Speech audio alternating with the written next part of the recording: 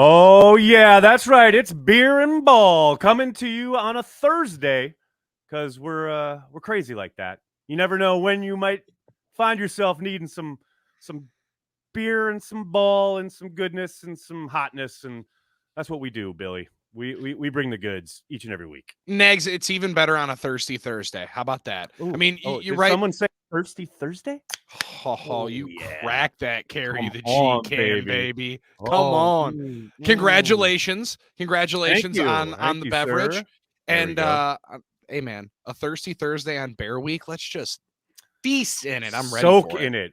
Speaking of feast, you got the feast tonight. They're at the B-Dubs, right? The football feast, baby. We're going across There the you go. state in Wisconsin throughout the weeks on Thursdays. Our guys Drew and KB do their first 2 hours. Then I come on in after they've fired up some spicy garlic wings, and I sit on down and chop it up for a couple hours. I So love that's it. a good I deal. love And it. best part is we got discounted beer, so everybody else can have even a better See, time. it's beer, it's ball. What more do you need, Amen. people? I love it. I Amen. love it. Amen. And Okay, you know us I people know from Wisconsin, especially if there's a discount involved, we're always down for it. we're on it. We're on it. Talking about what do we need? I'll tell you what we need. We need a better performance from the green and gold on Sunday night after that Big time. embarrassment that we saw on Sunday. We're okay. Let me ask you this, because obviously coming out of the wake of that game, and everybody goes back and watches the game, and it's like, oh my God, what happened? What was your initial reaction? What were things like on Packers OT? Like, where were you headspace wise after watching and witnessing pretty much a debacle from the green and gold? Yeah, in Nags, it's not a comfortable place to get into where you somehow expect somewhat of a lackluster performance in week 1, and you're comparing dud against dud.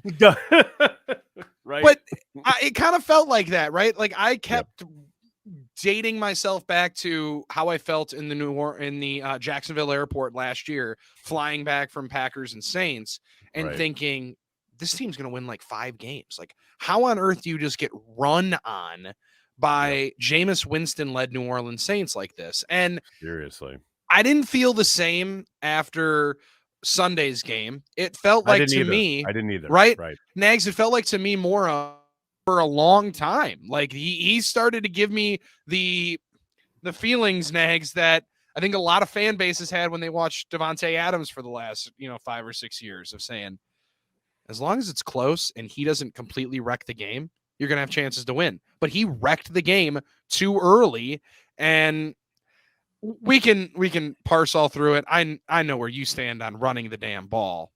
I mean, yeah, I don't want to say it, but I'll just say it. Run the fucking ball, man. How hard is it?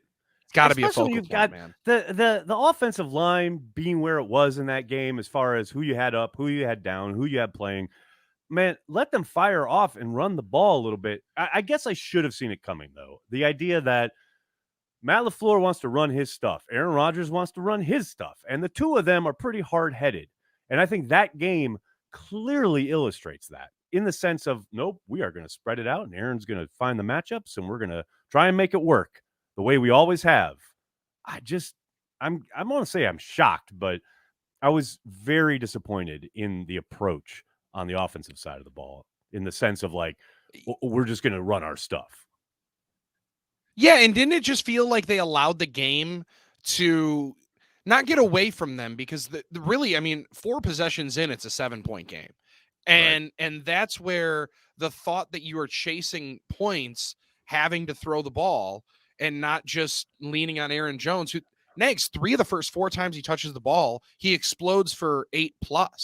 And I don't want to say it. They were on their heels. But I'll just say it. They were on their heels. I mean, but that's the thing. Like, and it's funny because we talked about this on Let's Talk Football on Monday with Andy Herman. This idea that they do seem to feel like they're chasing it instantly in that game. And I think some of it maybe is because of their frustrations with not being efficient, not being very kind of not, converting third downs, not getting more plays, because to your point, it's a 7-point game.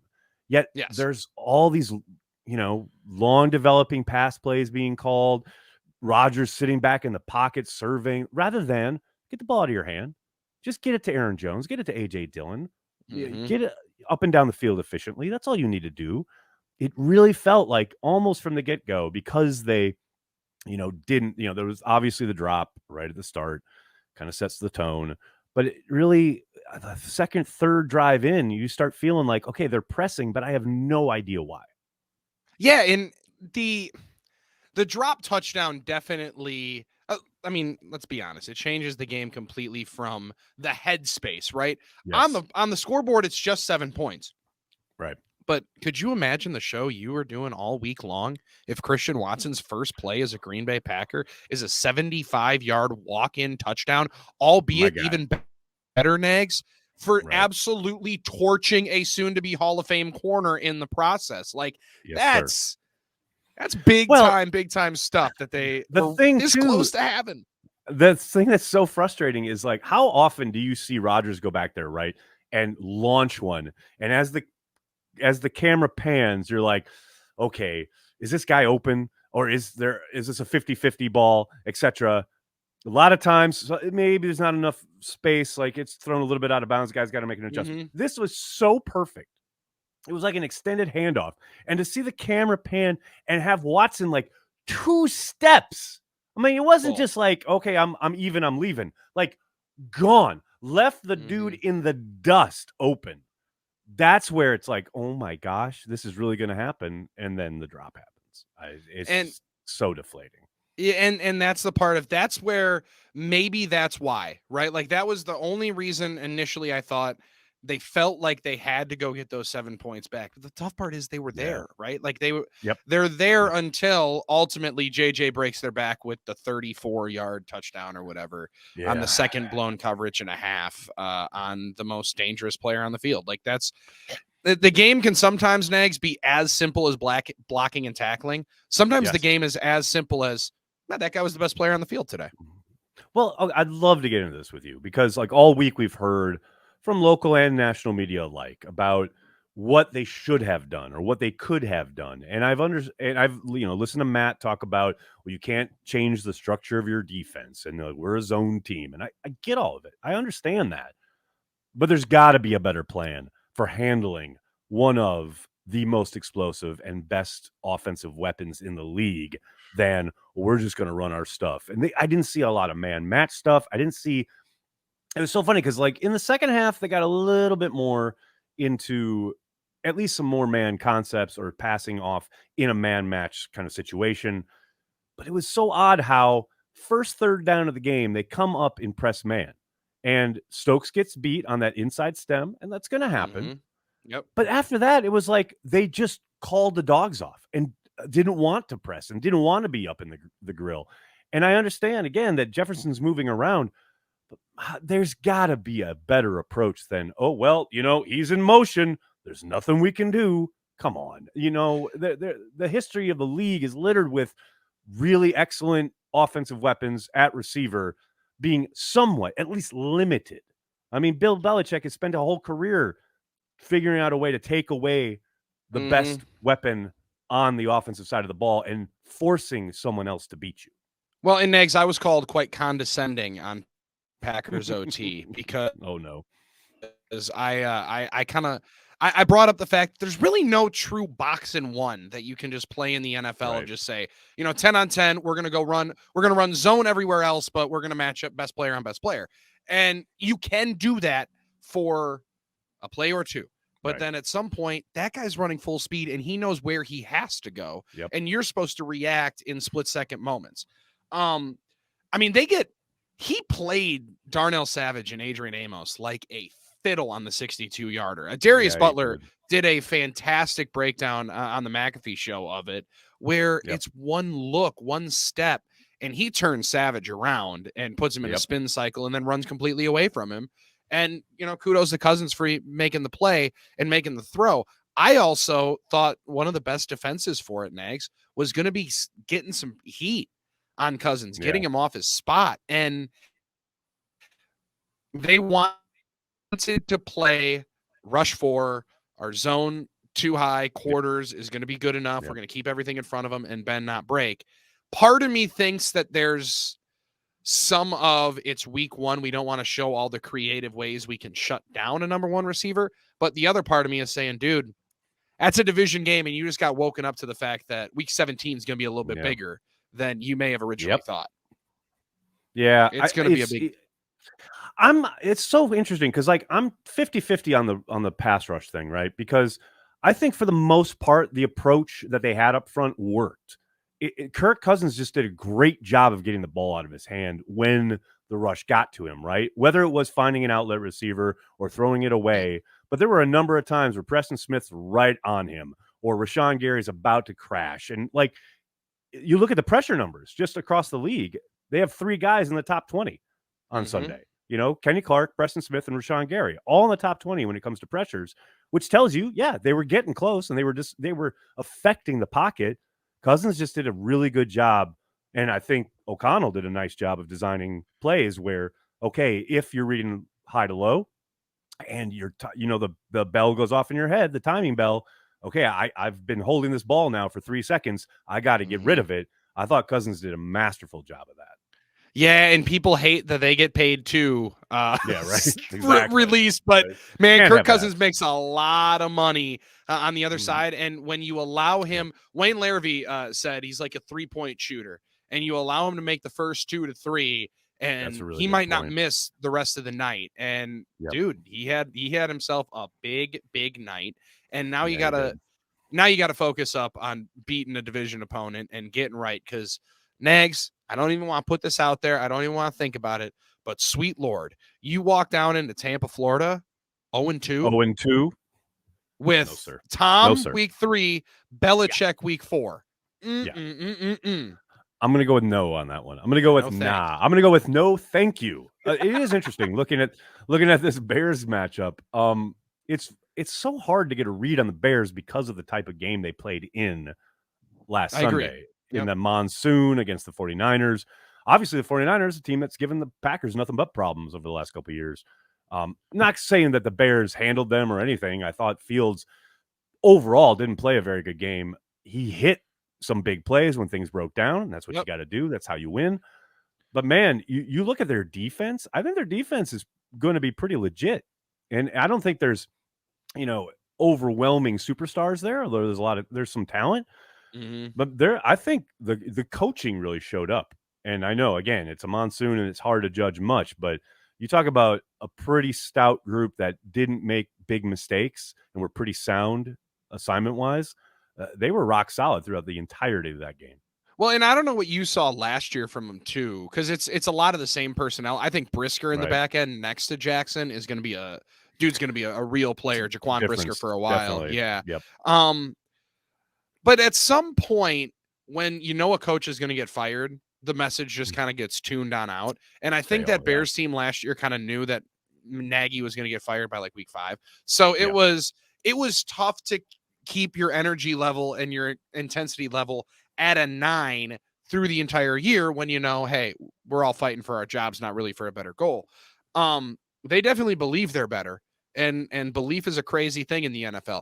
I didn't think Nags. I didn't think Fields played well at all through the first 3 quarters. 3 quarters, really. Yeah. Yeah. Agreed. In the fourth Agreed. quarter, he took advantage. And that's the classic let a team hang around and look around and figure out what happens, right? Yep. Like those are those 1000%. moments. And you got to be able to pound him into submission early, because Roquan Smith can do a lot of things.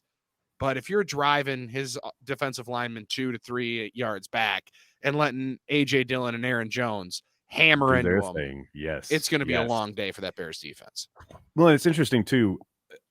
It's so funny going back and watching the game last year in Lambeau between these two teams. Chicago, man, they came to play. Yeah, I know the Packers ended up scoring a ton of points, and they win, and it was exciting. I was there with the one game I attended last year. But it's like they played a really good game. And I tell you what, Fields did a lot of damage with his legs in that game. And this is a number one. Circle it on the whiteboard in the meeting room every single day.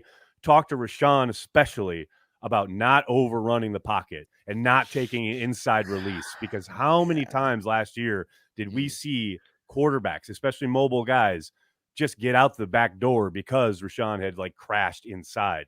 It happened a couple of times in the game against the Bears last year, and one time in particular, it really hurt them.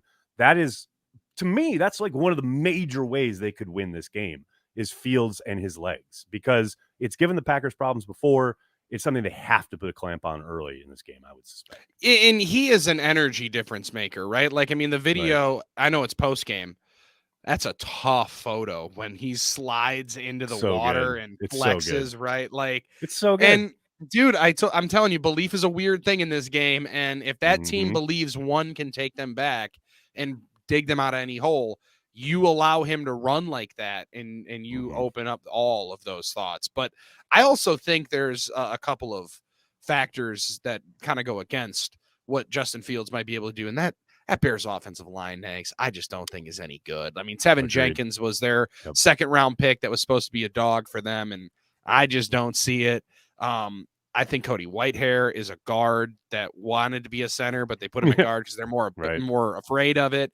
I think that team is really gettable, but you're exactly right. The only way that you allow him to escape is if you break contain. That's where Preston Smith, I think, is the best at, right? I mean, he's so good. He's so good.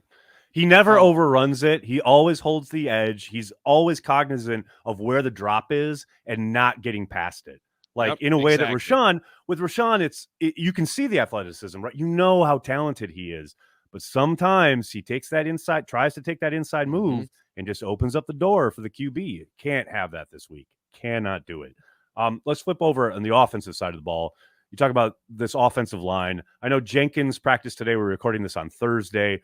Maybe he plays. Bakhtiari, I'll be absolutely shocked if he's out there. I would expect Yash gets another call there at left tackle.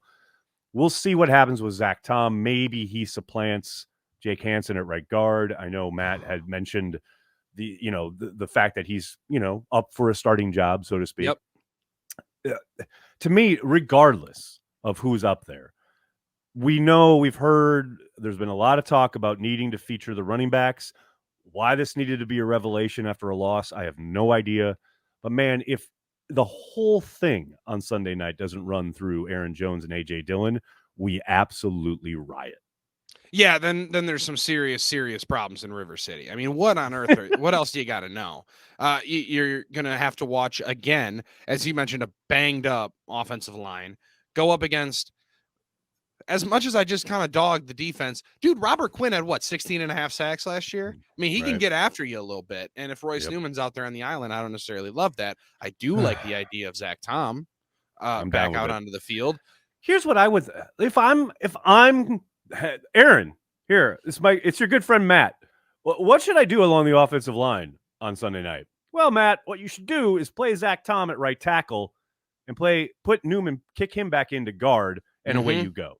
That's what I think. And I know he's a rookie, and I know he's going to take his lumps, but man, I feel worlds better after watching him in camp and preseason at right tackle, taking his lumps, than I do with Newman at tackle and Jake Hansen at guard.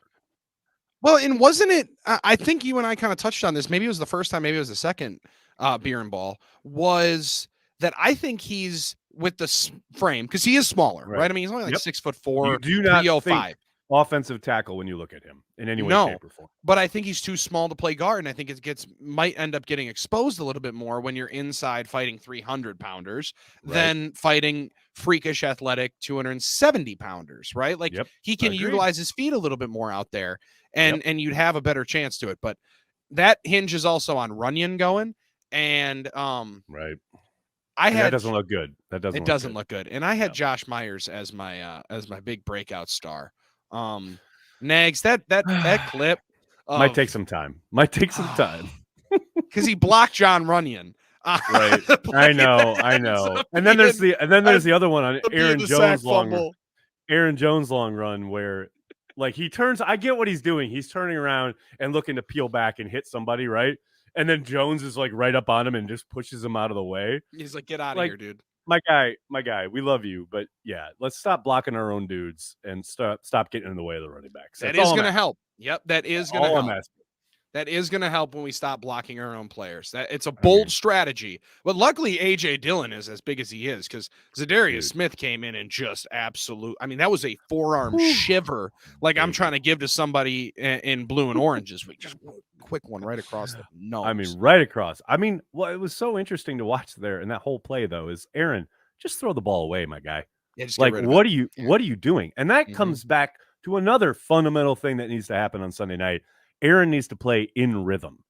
Like, enough of this patting the ball, enough of this looking for shots. Man, read it, and I don't even care. Like, read it and dump it or get gone. Like, just if it's not there initially, don't be waiting. Don't be trying to create. Just live for another down. There was way too much trying to make something happen downfield on Sunday. They really went long play action, right? Like, It's I mean, crazy to their me. play action, every one of them was a move the pocket, get them out and on the run, and one that clouds the view of the field. Yep. Because you turn your back to the defense at some point, Right. and it allows for free rushers, like the Christian Watson play that I think was going around a lot this past weekend or this past week of him Right. rolling on out after the play action. He misses him on the deep crosser. It also allows for a free rusher to get in your face. And I did think he took too many unnecessary shots. Yes, and he did. those are ones that you gotta know, hey, I can live for another That day. clock in your head, the thing we were talking about with Cousins that Rodgers just did not have on Sunday in Minneapolis. This ability to get back there. You got 3 seconds. After that, get the ball out of your fucking hand. You're playing on the road in that environment. You got to know that rush is going to be in your lap sooner rather than later. Now, I do suspect he'll have a bit more time on Sunday night against the Bears, and not because they're going to be worlds better blocking wise, but just because they'll be able to operate everything they want to do at the line of scrimmage in a way you can't do in Minneapolis. For sure. The environment is a little more kind of obviously forgiving. You can actually hear whatever the calls are. I suspect they'll look a little better in that regard. But man, they've got to be efficient early. Yeah, like, and right out the gate. And I could live without moving the pocket, the sprint outs. I'm done with, right? Like that's a young man's game. You're done with. You leave that in we're college. only entering week 2. No, we leave that in college. We leave that to a young man's game. You're going to see a lot more of it. You're going to see a lot more of it. I know, and people love it. If we're going to pass the ball, let's do it in a pocket. Let's get out of the pocket, right? The other part here for Rodgers, I think, into the pass game too, is a little bit more knowledge that one, Robert Tonyan is going to be on the field for as much as he was. Get him the rock, dude. I mean, like if you want to be able to attack the seams, where Tonyan comes across the formation after they like fake a run to the left and Tonyan like darts across. That is such a sweet play. More of that, please. Like, but yeah, get Tonyan the ball quickly. I mean, you talk about the guy that Rodgers trusts. I mean, Tonyan's one of them. There's zero question about it. And speaking of which, Alan Lazard sure looks like he's in line to play. Yeah, that's gonna help. I'm really fascinated to see like how much Rodgers pulls the trigger in rhythm with Lazard out there, because I do think like the trust factor, which we always hear about with Rodgers, is a very real thing. And I think because Lazard is his guy, he's talked him up all offseason. I think he'll get significant action. I don't think he'll be having a huge game production wise, but I think you'll see the rock a lot. Yeah, and I mean, we talk about, Rodgers playing in rhythm and, get a wide receiver into some rhythm. He's got to get himself into a rhythm too, right? Like that's a position that you gotta feel good about some of the throws you're making, and you get Rodgers into a little bit earlier of a rhythm too, and not allow for one of the biggest reasons why Nagy took so many shots was because they were allowing, and this goes back to running the football, allowing those dudes to pin their ears back when you're only down 10-0. Yes. It's a tough place to be in. You can't live like that. You just cannot live like that. But they've forgotten more about football than we'll ever know. So that's obviously true. They've got some crazy plan that I'm sure will make us all look silly. What's funny is like they live for that though. I mean, and not just Rodgers, although he's famous for the chip on the shoulder kind of thing, the revenge stuff, whatever. But I think Matt's got some of that in him too, where he's like, "Oh yeah, he does. Okay, you're gonna tell me I can't do this, I shouldn't do that. Well, I'm gonna show you." And I suspect we don't see a huge shift from what we saw game plan wise offensively against the Bears. I think we'll see better execution. Would be my guess. You guys are boys. Can you just get him on the phone and ask him what he's going to do this week? I mean, can we just make sure you dial up your guy and have him throw as few times as possible, hand Aaron Jones the football as many times as possible, and late into the third, fourth quarter, then you just pound AJ Dillon, and then we can go and have a little bit earlier Packers OT. Exactly. It's like a right? running clock, Nags. Take That's what we're this air thinking out of about. take this air out of the game and get to the drinking faster at the end of the night. I hear that. I'm all about this idea. Yeah, Matt just likes to make fun of me, basically. Like that's He people is say pretty we're good at it boys. too. He Yeah, is pretty good at it. exactly. Yeah. People say we're boys, but it's like no, I'm just really the court jester of the Packers media. That's really my purpose here. It's all But at good. least, you know what? Why we like this and why everybody likes Nags a lot more is because Nags, you will allow yourself to be seen as the court jester every once in a while, and It's fine. it's a crazy It is idea. what it You is. don't take yourself too seriously. We're talking football. I mean, God forbid. That's the thing, man. Look, all you got to do is go on Twitter to know how fucked up this world is. Man, we're just here drinking beer and talking ball. Man, that's all we do. That's how we live. It's the best kind of job to have. It's the only job to have, and it's the only one I want to have Packers Bears week. I've been getting into some polite disagreements with certain individuals here at Nags, and Oh, really? Really? Do and tell, sir. maybe I'm a little bit too old school. Maybe this All right. maybe this green and gold flows a little bit too deep through my veins. Right. But one of my favorite parts of the Mike McCarthy era Okay. was knowing that coming into Packers Bears week, there Right. was going to be an educational tutorial on what Yes. Bears Packers means, What it means. the history, I feel you, man. why feel it you. means more. And Yep. I get it. I get, 22, 23, 24-year-old dudes don't necessarily need Care. that kind of motivation, Yeah. but let's Right. just let them have it there. So then you can have that extra motivation potentially. And this But that's means the thing, more to me right? than any other game that you see. It's not indoctrination, right? It's just information. And the idea Yes. that there will be somebody, most likely, in that meeting room who goes, "Oh, yeah, I dig that." And that's it. Mhm. That's all it Yeah. is. But yeah, to be complete, I'm not saying Matt's been completely dismissive of it, but I do hate we understand it's important because it's a divisional game. And that's it. Like, that's the only thing that's going on. And No. we leave the rivalry to the fans kind of thing. Man, to your point, I love that Mike used to do there was that great quote that really, I think because it was in the offseason, it never got blown up, but like he was doing some kind of World War II bomber PR thing. Like he was doing a flight over Chicago, and he literally, as he's getting on the plane, turns and says, "Okay, let's go bomb Chicago." Like he got into the rivalry, Yes. Like that's the Yes. stuff I love as a fan. And I'm as all much as I in. hated the guy, when Lovie Smith walked up to the podium in his introductory my press gosh. conference and said, Yes. "We're going to beat the Green Bay Packers." Number one thing we're gonna do is beat the Packers. I was like, let's ride, dude. We need more of this. We need a little bit of angst and All in. frustration because the All Packers in. Vikings is cool. I like hating on people from Minnesota because it's fun. Right. It's cute. Matter like that much. It ain't the Bears, This is though. different. This Mhm. is so different. Oh, I can't wait for Sunday night. You got me so jazzed now. I love it. But definitely people will be listening to Packers OT without Yeah, they will be. question on the Packers radio network there at 97.3 The Game. Billy, it's been beer, it's been ball, it's been gangbusters. Thanks so much for joining me, man. Appreciate it, man. As always, I'll talk to you next week.